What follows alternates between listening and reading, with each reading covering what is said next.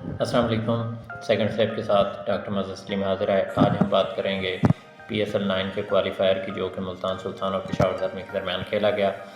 وہ ایک یک طرفہ مقابلے کے بعد ملتان سلطان نے جیت لیا۔ بہت شاندار قسم کی انہوں نے پلاننگ کی اور ان کے بولرز نے بہت زبردست ایگزیکیوشن کی۔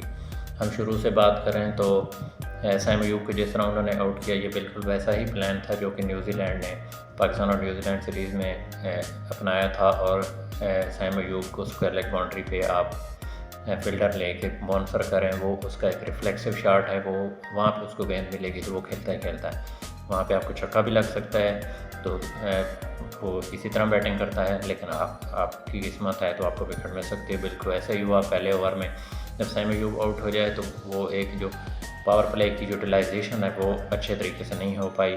پھر حارث آئے، انہوں نے تھوڑی سی اچھی شاٹیں کھیلیں، لیکن ان کا وہی مسئلہ ہے، چھوٹی سی آتے ہیں، کیمیو کھیلتے ہیں، لمبی اننگز وہ کھیلنے میں ناکام رہے ہیں، پورے PSL میں وہ فیل ہوئے ہیں۔ پاور پلے کے اینڈ پہ 2 وکٹیں گر گئی تھیں، اس کے بعد حسیب اللہ ہے وہ بھی نہیں چل سکے۔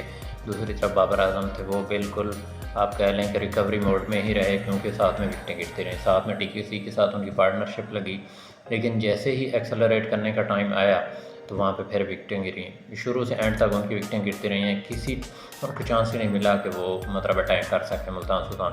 اور ڈیتھ میں ملتان سلطان نے جو بولنگ کی، خاص طور پہ کرس جارڈن نے انتہائی زبردست قسم کی بولنگ کی۔ وہ کبھی کبھی اس طرح کے یارکرز جب کرنا شروع ہوتے ہیں تو پھر آپ کے پاس ان کے یارکرز کا کوئی جواب نہیں ہوتا۔ بابر اعظم کو ایک آلموسٹ ان پلیبل ڈیلیوری انہوں نے کی، اس پہ آؤٹ ہوئے۔ آخری اوور میں بھی 1-2 رن دیے ہیں انہوں نے، کوئی 4 اوور میں انہوں نے 13 سے 14 یارکرز کیے ہیں، اور پن پوائنٹ ایکوریٹ یارکرز ہے، اس کا کوئی جواب نہیں تھا۔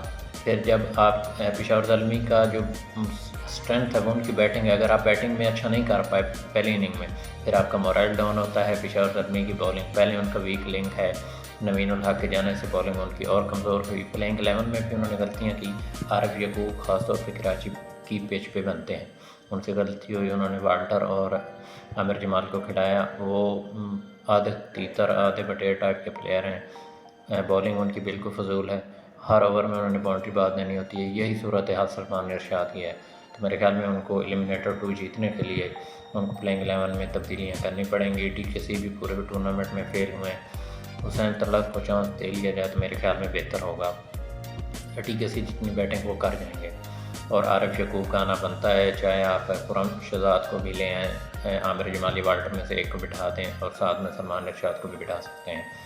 سپنرز، کیونکہ سپنرز نے سیم نے اور دوسرے مہران نے اچھی بولنگ کی، لیکن جب آپ کا ٹارگٹ چھوٹا ہوتا ہے تو وہ سنگل سے مینیج کرتے گا، اور ایزیلی انہوں نے کر لیا۔ یہ تو تھا کل کا کوالیفائر۔ جہاں تک آج کے ایلیمنیٹر کی بات ہے تو ابھی جو ریسنٹ میچز ہوئے، کوئٹہ گلیڈیٹرز کی پرفارمنس اتنی اچھی نہیں رہی ہے، لیکن ہو سکتا ہے کہ وہ ایک اچھے ٹائم پہ آج پیک کر جائیں۔ رائلی روسو سے بھی بڑی اننگ ڈیو ہے، اور جیسن ٹرائی بھی کافی فیل ہو رہے ہیں، ان کو بھی رنز کرنے ہوں گے۔ دوسری طرف اسلام آباد یونائٹیڈ ہے، وہ اچھی ٹیم ہے، لیکن ان کو یہ ڈس ایڈوانٹیج ہے کیونکہ وہ پنڈی سے اب کراچی میں آئے ہیں، تو دیکھتے ہیں اگر وہ مار دھاڑ والی کرکٹ کھیلتے ہیں تو شاید ان کے کولیپس کے خطرہ ہے، کیونکہ کراچی کی جو پچ ہے یہاں پہ ٹرن ہوتی ہے، تو آپ کو تھوڑا بہت سینسیبل کھیلنا پڑے گا۔ میرے خیال میں سلمان علی آغا کی اننگ زیادہ امپورٹنٹ ہوگی اسلام آباد کے لیے۔ اوورآل اسلام آباد مضبوط ہے، لیکن کوئٹہ گلیڈیٹر کا بھی دن ہوا تو کچھ بھی ہو سکتا ہے۔ پشاور زلمی کے لیے ابھی ایک چانس ہے، کل دوسرا ایلیمنیٹر کھیلیں گے، وہ دیکھتے ہیں وہ پھر کس پلینگ 11 اور کس پلان کے ساتھ آتے ہیں۔ آپ سے ریکویسٹ ہے کہ آپ چینل کو سبسکرائب کریں اور ویڈیو کو لائک کریں۔ تھینک یو، اللہ حافظ۔